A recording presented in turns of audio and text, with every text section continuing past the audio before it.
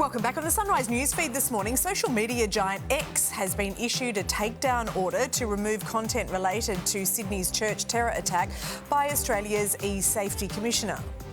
But ex-boss Elon Musk rejected the move, claiming the posts do not violate the platform's rules, risking daily fines of up to $500,000 under Australia's law. For more, we're joined now by marketing expert Dee Madigan and media commentator Nick Hayes. Morning to you both. OK, Elon Musk says that it will challenge this in court. All eyes will be on Australia now to see what it does.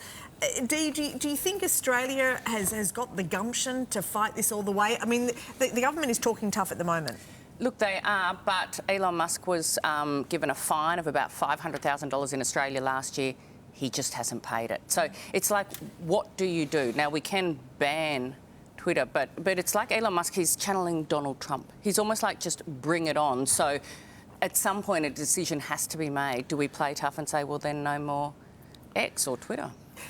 Except the government has come out and said, well, we're not going to be telling our ministers not to use it. It's still an important platform, etc. So there seems to be a little bit of a conflict there. Well, we've got the same with TikTok, where technically they're not supposed to have it on their phone, but all the politicians use it to, promote themselves as well. Yeah. So yeah, look, it's tricky. And what Elon's saying is, oh no, we've taken them down, the sites down in Australia that have got the violent sort of posts, but you can't tell us to take them down globally because global law is different to Australian law. So I think what it is our laws are about 10 years behind our social media, and at some point we need to make that sort of work. Nick, a lot of what we're talking about here, a lot of this content is really graphic. It's quite horrifying. So there's a lot of people hoping that something will be done in this space. What's your take?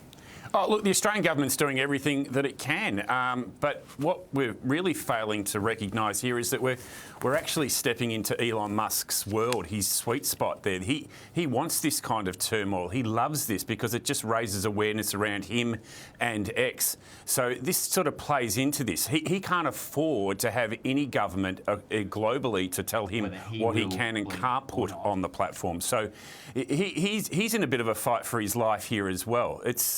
It's a big win for Elon Musk, but it's pleasing to see that the government is pushing very hard to bring this kind of content down. OK, Dee, just to pick up on your earlier point where you were saying that he didn't pay that $500,000 fine from last year, this fine is much bigger and it grows every day. Any consequences for him if he just doesn't pay? Well, at some point the Australian government can just say the platform's gone.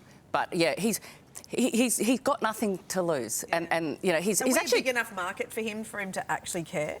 Well, the value of the company has decimated since he's taken control of it. Like, he doesn't care about that. It's all about ego. So he will just keep fighting this, just for no other reason than he's a spoilt little rich boy.